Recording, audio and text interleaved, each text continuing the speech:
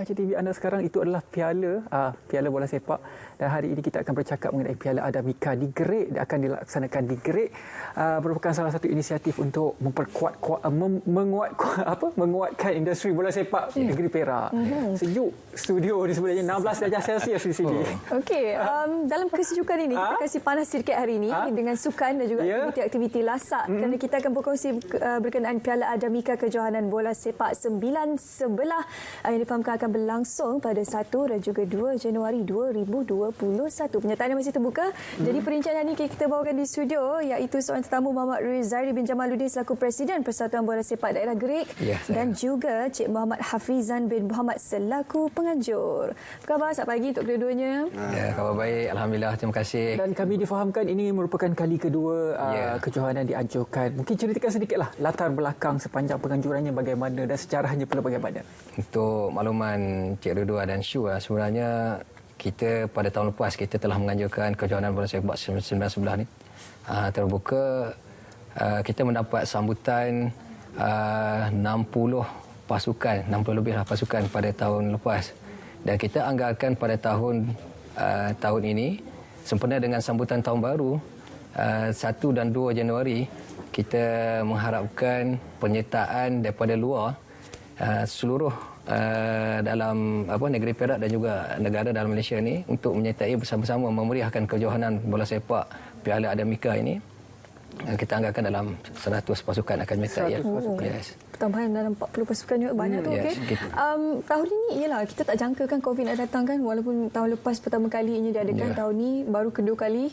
Kali keduanya kita baru nak laksanakan, nak tambah baik, tapi ada COVID pula. Jadi selaku penganjurnya, kalau Cik Hafizan boleh kongsikan, pasti banyak cabaran yang perlu dilalui tahun ni ya. Ya, terima kasih Cik Isu. Kita tengok gitu, kita perlu mematuhi segala yang dicadangkan oleh MKN, SOP yang perlu kita lakukan lah. Jadi cabarannya kita terpaksa menunda mesyuarat, menunda. Itulah cabarannya sekarang. Persediaan dari sudut kelengkapan padang bagaimana setakat ini? Kelengkapan padang, alhamdulillah semuanya berjalan lancar lah, sebab bila COVID kita tak boleh turun ke padang kan. Jadi padang kita cantik lah. Boleh sebab sensitif ya.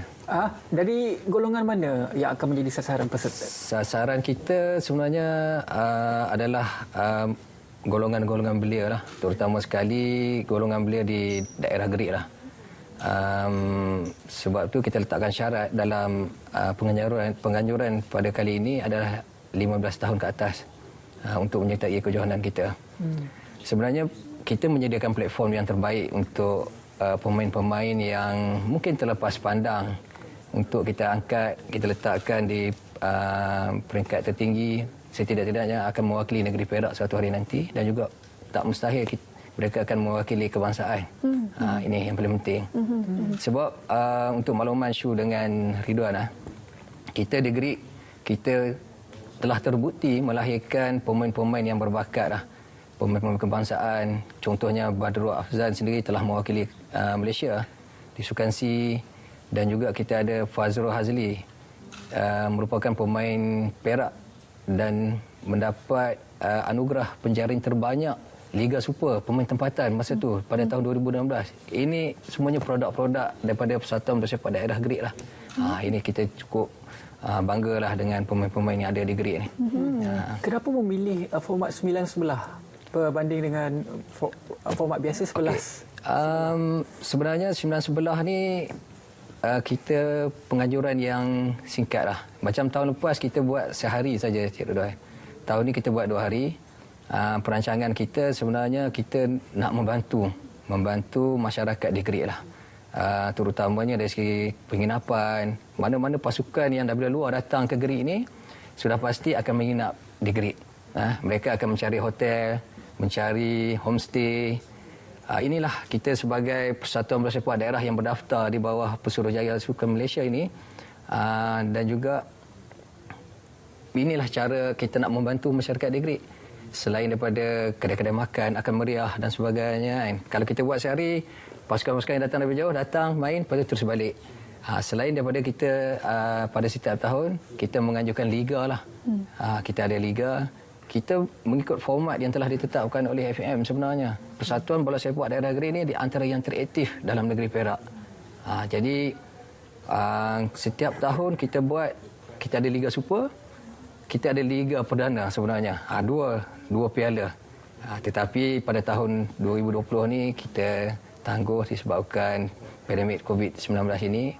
Dan insyaAllah kita doa sebagai rakyat Malaysia pada hari ini supaya penyakit COVID-19 ini tidak ada lagi di bumi Malaysia lah, insyaAllah. Kita boleh teruskan segala aktiviti yang dirancang untuk tahun yang berikutnya. Bagi Cik Hafizan juga, bagaimana setakat ini kalau boleh kongsikan tahap komitmen kesemua mereka yang terlibat bagi penganjuran Piala Adamika ini? Setakat hari ini saya melihat hubungan kita dengan persatuan ini adalah yang terbaik lah. Setakat saya melihat ni. Begitu juga dengan Cik Razari sebagai Presiden, beliau menunjukkan satu sikap seorang pemimpin yang baik lah. Pemimpin yang baik, dan saya juga tergerak untuk membantu mereka lah. Dengan kepimpinan mereka yang telus, membantu AJK persatuan ni, berbakti kepada mereka. Jadi semangat mereka tu berjangkit kepada saya lah. Saya pun bersemangat untuk bersama mereka. Anda berdua bekas pemain bola sepak juga? Ya, Kelahiran Gerik juga? Saya bekas pemain bola sepak Perak. Wow. Pernah mewakili negeri Perak. Jadi apabila menganjurkan Piala Adamika ini, pastinya bakat yang dicungkil itu permata lah kata ya. Yes. Bermula daripada 15 tahun. Masih lagi muda remaja. Jadi tanggungjawab persatuan, ke mana haluan mereka ini akan dibawa? Laluan selepas ini pula bagaimana? Sudah pasti apabila kita mengenal pasti pemain-pemain yang berbakat. Saya juga untuk Ulama Encik Ridwan, saya pernah menjadi assistant manager untuk Piala Belia Perak dan juga assistant manager untuk pasukan Piala Presiden Negeri Perak Under 21. Jadi inilah hala tuju.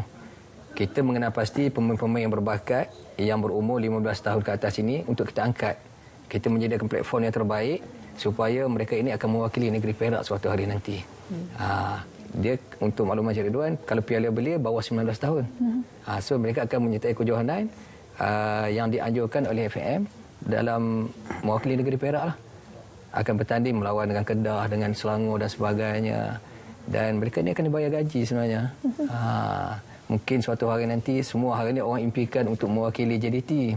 Ya, betul. Ini tak dinafikan. Tapi bagi saya, kita di negeri Perak ni adalah satu pasukan yang terbaik. Tidak pernah orang kata keluar dalam paper dan sebagainya mengatakan soal masalah gaji dan sebagainya, tapi alhamdulillah kita punya pengurusan di Papua cukup baik lah. Berkenaan konflik juga politik dalam arena bola sepak ni, itu cerita lain lah.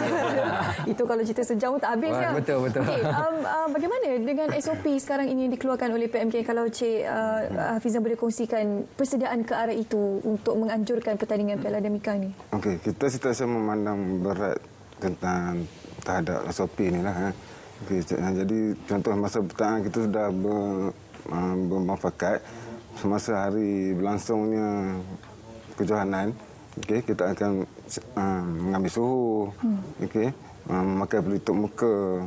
Jadi mana yang terlupa nak bawa ke, kita menyediakan 1,000 unit secara percuma lah untuk kita punya peserta-peserta. Dari sudut penyokongnya bagaimana? Penyokong kita tak digalakkanlah seperti MKN. Kita ikut arahan MKN. Jadi mereka bakat-bakat baru ini telah pun, maksudnya selepas daripada kejohanan ini telah pun seolah-olah dilatih secara profesional lah di bawah Persatuan Adamika. Jadi apabila Piala Adamika ini dianjurkan untuk 1 dan juga 2 Januari 2021, targetnya 190 pasukan. Yes. Kalau katakanlah lebih, bagaimana dari segi persiapan logistik dan juga sudah pastinya venue. Kita memikir ke arah tu sebenarnya. Kalaulah kita lihat, kita di Gerik kita ada padang bola sepak sintetik. Dalam negeri Perak ni kita ada 4 lah. Salah satunya yang padang bola sepak sintetik ni mestilah berada di Gerik. Sekiranya kita mendapat sambutan yang amat menggalakkan, kita bersedia. Kita ada 3 padang. Jadi konsep yang kita buat pada kali ini, kita membuat secara liga lah. Sebab tu kita buat 2 hari. Maknanya pasukan-pasukan yang jauh yang datang ni boleh bermain orang kata puas lah bermain. Pada kebiasaan kejohanan bola sepak 1911 ni dia kalah singkir. Main sekali, kalau kalah balik lah. Jadi kali ni kita buat secara liga bagi dia orang boleh lama duduk kat Greek. Setidak-tidaknya dia orang ni berdapat membantu masyarakat Greek lah itu. Dan kemudahan sebenarnya kita menyediakan 3 padang lah. Dan kita juga mempunyai referee yang bertauliah lah. Referee yang berdaftar di bawah PAFA juga. Bagaimana setakat ini sokongan diberikan oleh kerajaan negeri dan sebagainya untuk menganjurkan program? Kita untuk Malam Mansur lah, kita bergerak sendiri di bawah Persatuan Bola Sepak Daerah. Ya. Tetapi sebagai persatuan gabungan di bawah PAFA biasanya akan memberi dan juga membantu dari segi sokongan moral dan sebagainya. Kita juga maklum kepada PAFA sebab kita adalah kelab gabungan. Dan untuk Malam Mansur juga, Persatuan Bola Sepak Daerah Greek ni kita mempunyai kelab-kelab gabungan di bawah juga yang berkampung-kampung ni. So mereka ni berdaftar sebagai kelab bola sepak kampung yang berdaftar dengan kita. Kita ada 40 lebih kelab pasukan yang berdaftar di kawasan Greek ni. Sekiranya mereka ingin menyertai liga, inilah kelab-kelab yang berdaftar dengan kita akan menyertai liga kita di Greek. Jadi biasanya kalaulah hiburan di Greek ni, sebab Greek ni jauh untuk Meloman Luan kan, dia bersempadan dengan Kelantan, bersempadan dengan Kedah, bersempadan juga dengan Betong dan Thailand ni kan. Thailand.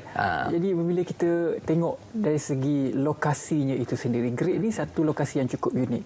Jadi apabila pasukan yang jauh datang, mungkin dari segi persiapan antara kolaborasi dengan industri pelancongan ataupun homestay di kawasan tersebut, bagaimana pengurusannya sehingga hari ini, Cik Hafizan? Pengurusan homestay di Greek, mana pengusaha-pengusaha homestay di Greek ni sentiasa bersedia. Jadi rasanya tak ada masalah. Hotel-hotel, homestay, insyaAllah. Resort semua. Resort. Satu lagi, apabila Ridwan bercakap berkenaan perkara yang menarik di Greek, antara lokasi yang boleh diberikan tumpuan dari sudut pelancongan dan sebagainya, tapi tidak lupakan juga kawasan orang asli di sekitar Greek juga ada di sana. Jadi bagaimana kalau boleh kongsikan sikit situasi orang asli di sana yang menyertai bola sepak di Greek? Sebenarnya ini orang kata dari segi keunikan dekat Greek. Sudah pastinya kalaulah kita lihat apabila kita menganjur kejohanan bola sepak ni, kita biasa mendapat sambutan yang menggalakkan daripada pasukan-pasukan orang asli ni. Contohnya daripada Kemah. Kalau untuk melawan Encik Ridwan, Kemah ni kalau nak datang ke Pekan Greek ni kena melalui bot, kena naik bot 2 jam. Kemah tu nama tempat? Kemah, Kampung Kemah. Oh, Kampung Kemah. Kampung Kemah. Kampung Kemah ni biasa kalau kita buat penganjuran bola sepak ni biasa akan menghantar 4 pasukan, 5 pasukan. Tak termasuk lagi Sungai Tiang. Sungai Tiang pun nak kena naik bot. Kalau nak keluar ni kena naik bot. Kalau besoknya lawan, hari ni dah keluar dah orang ni. Orang asli ni. Kita ada juga dari pasukan Banun, orang asli. Daripada Ulu Greek. Pada kebiasaannya macam tahun lepas kita lebih daripada 10 pasukan yang menyertai kejohanan bola sepak 1911 ni. Orang asli ni biasanya memang baguslah dari segi pelibatan dalam sukan di Greek ni kan. Sentiasa menyokong lah. Dan sebenarnya untuk makluman je Ridwan, kita pernah dulu di Greek kita pernah melahirkan seorang pemain bola sepak daripada orang asli yang pernah mewakili Malaysia. Masa zaman Akmal Rizal dulu. Pergi ke Bayu Munich, kita tak pernah sampai lagi tapi dia orang dah pernah sampai. Lahirnya pemain yang berbakat di Greek, orang asli. Nama dia saudara Rosli. Memang bagus. Tetapi kadang-kadang dia orang ni terlepas pandang dan sebagainya. Hari ini tanggungjawab kita sebagai Persatuan Bola Sepak Daerah Greek, inilah rasa yang kita nak bertanggungjawab untuk melahirkan lebih ramai lagi pemain-pemain yang ada di Greek ni untuk mewakili negeri Perak dan seterusnya mewakili kebangsaan. Ini impian kita. Cik Hafizan, mungkin sedikit harapan di sebalik penganjuran Piala Adamika ni, apa yang diinginkan oleh penganjur sebenarnya? Harapan saya berharap kejohanan ini berjalan seperti yang dirancang lah, bersama-sama Persatuan Bola Sepak Daerah Greek, supaya kita terus menerus setiap tahun demi setiap tahun. Cara penyertaannya? Sebab saya fahamkan masih lagi dibuka sekarang. Masih dibuka. Kita sehingga hari ini kita mendapat penyertaan lebih kurang dalam 40 pasukan yang telah berdaftar dengan kita dan telah membayar secara online. Dan bagi pasukan-pasukan yang berada di luar sana yang berminat untuk menyertai kejohanan bola sepak 1911 Piala Adamika di Greek, boleh melalui page Persatuan Bersepak Daerah Greek dan boleh mendapatkan borang lah di situ. Dan kita di sini pun kita ada menyediakan contohnya borang kan. Dan di belakangnya adalah syarat-syarat dan peraturan lah. Jadi insya-Allah sebenarnya kita terus untuk menganjurkan kejohanan bola sepak ini supaya kita dapat membantulah masyarakat Greek. Itu tujuan kita. Yang paling penting adalah menaikkan nama bola sepak Malaysia. Yes, betul. Bercakap dengan tuan seolah-olah macam jiwa bola sepak tu memang makin menebal. Terima kasih banyak-banyak kepada kedua-dua tetamu kita. InsyaAllah Piala Adamika ini akan berlangsung dengan jayanya dan kita akan dapat mencungkil bakat-bakat baru bukan sahaja untuk negeri Perak tetapi untuk Malaysia. Untuk Malaysia. Okey, baik, itu dia sikit sebanyak berkenaan Piala Adamika Kejohanan Bola Sepak 911. Piala pusingan ini mungkin menjadi milik anda kalau anda menyertai pertandingan ini pada 1 dan juga 2 Januari 2021. Boleh terus saja ke laman Facebook Persatuan Bola Sepak Daerah Greek untuk mendapatkan borang dan juga menyertai pertandingan ini. Ya, selepas ini kita akan bersama